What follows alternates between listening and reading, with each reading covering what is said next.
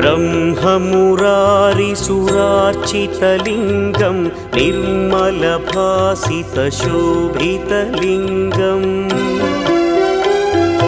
जन्मजदुःखविनाशकलिङ्गं तत्प्रणमामि सदा शिवलिङ्गम् देवमुनिप्रवरार्चितलिङ्गं कामदहन करुणाकरलिङ्गम्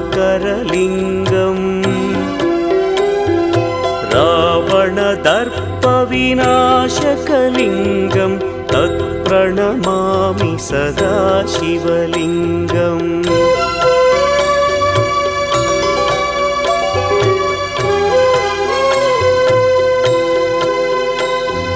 सर्वसुगन्धसुलेपितलिङ्गं